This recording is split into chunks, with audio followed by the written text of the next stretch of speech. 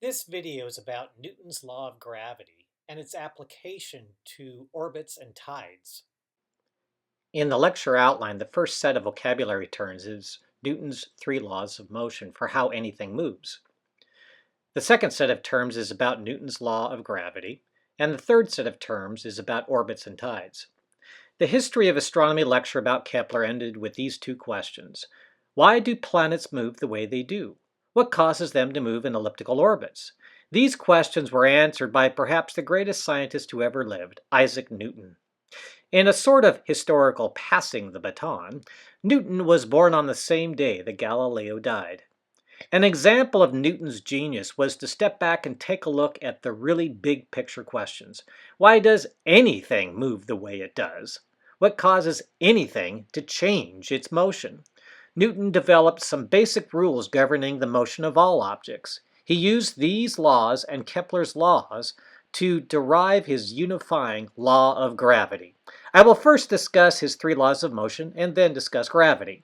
So, what do you mean by motion or change in motion? I'm going to begin with some vocabulary to make sure we're on the same page because these terms have different definitions than how people usually use the terms. Speed is the distance traveled divided by the time it takes. So many miles per hour or kilometers per second. In the same time interval, greater speed means greater distance traveled. In 2 hours, you can go 120 miles if you're traveling at 60 miles per hour, but you'll go only 10 miles if you're speed walking at 5 miles per hour. To travel the same distance, a faster speed method will do it in less time. To travel 120 miles in your car at 60 miles per hour will take just 2 hours, but speed walking at 5 miles per hour will take 24 hours. Velocity is in italics because how we'll use the term is different than how most people use the word velocity. Proper use of the term velocity includes both the speed and the direction. So you're moving at 60 miles per hour north or 5 miles per hour down. This distinction from speed will be important for orbits. Finally, the term acceleration is also in italics because acceleration is any change in the velocity in a given time interval.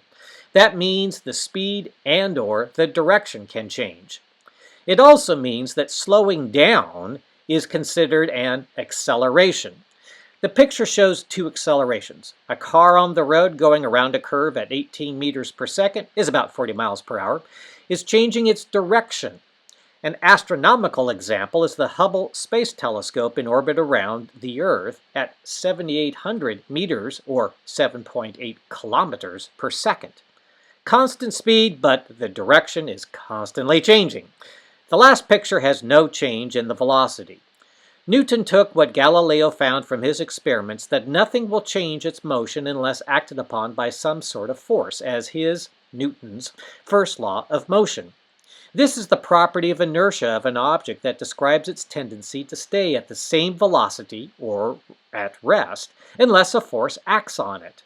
If there's a change in motion, then there must be a force at work. Newton then quantified the amount of motion that will occur.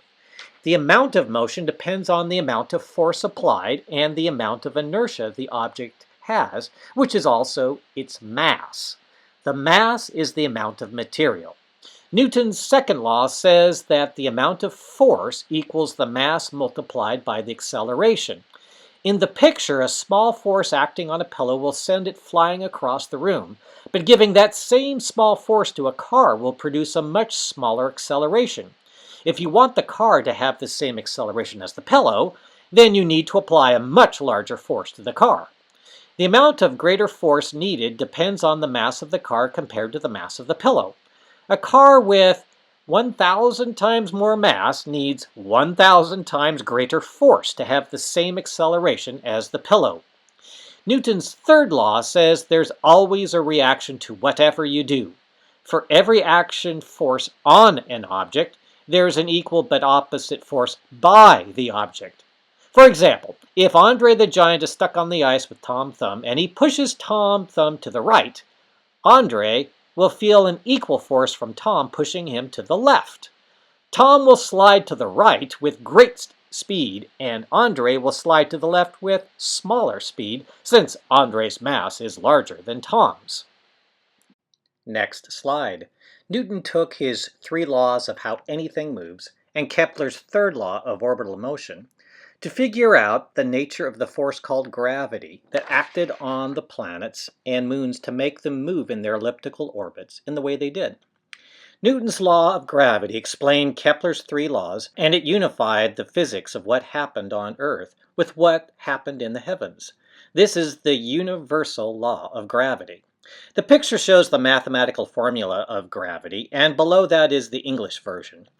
The amount of the force of gravity between 2 objects, F of g in the picture, equals a number called the gravitational constant that is used in all gravity calculations, multiplied by the mass of object number 1, multiplied by the mass of object number 2, all divided by the square of the distance between the 2 objects.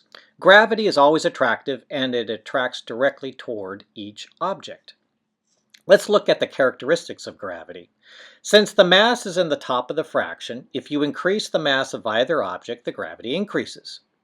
Since the separation distance is on the bottom of the fraction, if you increase the distance between the objects, the gravity decreases. Gravity weakens with distance.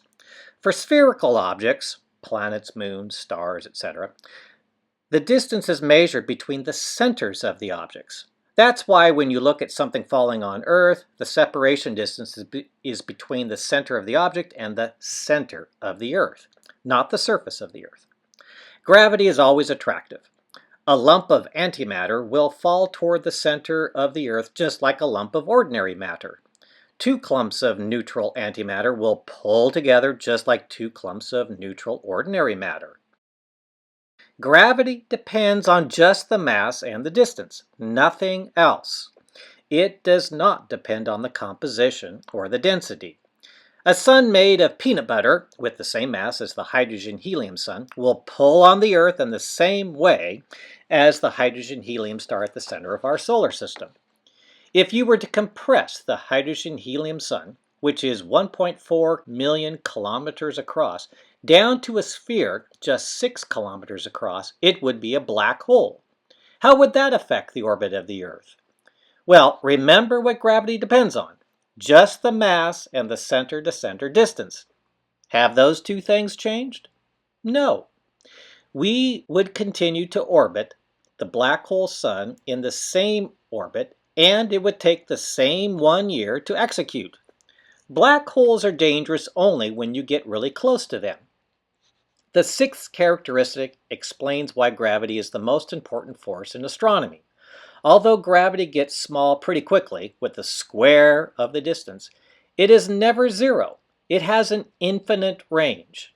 The bottom picture addresses a common misconception of astronomy students about the gravity between a planet and its star. The gravity force between the 2 objects is equal but opposite. Remember Newton's 3rd law of motion. The gravity force formula also shows that the forces are equal in amount. However, the accelerations are very different. Like the pillow and car example I used above for Newton's 2nd law of motion, the smaller mass thing is going to have a much larger acceleration. That's why the planet has a very noticeable orbit around the star. Now the star is going to have an acceleration too, and it will have a small orbit. So small that we'll just see the star wobble. If the wobble is periodic, changing back and forth repeatedly and consistently, it means that there is a planet orbiting it. If you know the mass of the star, you can derive the mass of the planet. That's how the first several tens of exoplanets were discovered.